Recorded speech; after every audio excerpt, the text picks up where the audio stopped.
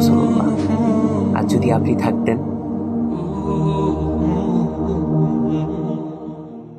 আপনি বিড়াল ভালোবাসতেন জানার পর থেকে কোনোদিন বিড়ালকে অন্য প্রাণীদের মতো দেখিনি। ভেবেছি যদি আজকে আমার কোলে বিড়াল দেখে আমাকেও কোনো নাম দিয়ে দিতেন, ইস, কি সৌভাগ্যের না ব্যাপার হতো। রাসূলুল্লাহর থেকে পাওয়া নাম, একই চারটিখানি কথা। রাসূলুল্লাহর থেকে নাম পেয়ে আবু হুরায়রা রাদিয়াল্লাহু তাআলা আনহু কত খুশি না হয়েছিলেন সেদিন। সারা জীবন তার নাম এটিই ছিল। পেঁয়াজ পছন্দ করতাম ভীষণ। ছোটবেলায় যখন তরকারি থাকতো না, কাঁচা পেঁয়াজ আর পান্তা ভাত খেতাম। এমনকি বাহিরে যে কোনো নাস্তার সাথে পেঁয়াজ ছাড়া যেন চলতই না আমার। কিন্তু যখন শুনলাম আপনি এটা অপছন্দ করতেন, তখন থেকে আমিও কাঁচা পেঁয়াজ আর কখনো খাইনি। আপনার প্রিয় এক খাবার ছিল লাউ। এটা জানার পর থেকে আমার সামনে লাউ তরকারি এসেছে, কিন্তু আমি তা না খেয়ে রেখেছি, এমনটা কখনো হয়নি।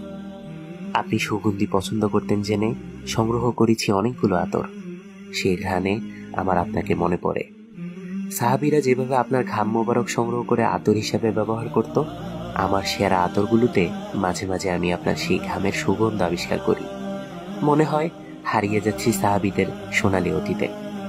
আপনি কখন কি করতেন, কিভাবে খেতেন, কখন ঘুমোতেন, কিভাবে আদব আখলাক আর ইবাদতে মশগুল হয়ে যেতেন, এসব ভাবতে ভাবতেই যেন দিন কেটে যায় আমার।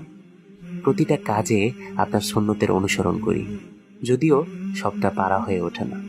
তবে এই যে অনুসরণ করি, এটাকে বলা চলে অন্ধ অনুসরণ। কেন করছি তার কোনো যুক্তি খুঁজি না, শুধু জানি আমার নবী সাল্লাল্লাহু আলাইহি সাল্লাম এটা করে গিয়েছেন। ইয়া রাসূলুল্লাহ, আর যদি আপনি থাকতেন। ক্ষণে ক্ষণে আপনার অভাব বড্ড অনুভব করি। ভাবি হয়তো যেদিন আপনার কাছে যাব, মক্কায় নির্বাসনে সেই 2-3 বছরের ঘটনা আর আপনার তায়েফ থেকে ফেরা রক্তাক্ত ঘটনাগুলো আপনার খুব কাছে বসে মনোযোগ দিয়ে শুনব। আমিও বলবো আপনার সুন্নতগুলো অক্ষরে অক্ষরে অনুসরণ করায় আমার খুব কাছের মানুষ, বন্ধু বান্ধব থেকে কষ্ট পেয়েছি। সমাজে কত কথা শোনাতো, পাত্তা দিইনি কখনো, কারণ আমি তো আপনাকেও আল্লাহকে পাওয়ার জন্য এত কিছু করেছিলাম। মাঝে মাঝে হিসেব কষি, কবে যেতে পারবো মদিনায়। আদৌ কি সে সৌভাগ্য আমার আছে? হয়তোবা যেতে পারবো না, কিন্তু আপনাকে ভালোবেসে সেই বিচার দিবসে আপনার শাফায়াত চাই। জান্নাতে আপনার খুবই কাছাকাছি থাকতে চাই ইয়া রাসূলুল্লাহ।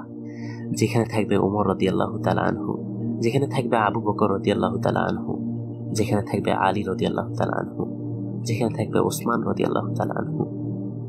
দুরূদ ও সালাম আপনার প্রতি ইয়া রাসূলুল্লাহ সাল্লাল্লাহু আলাইহি ওয়াসাল্লাম।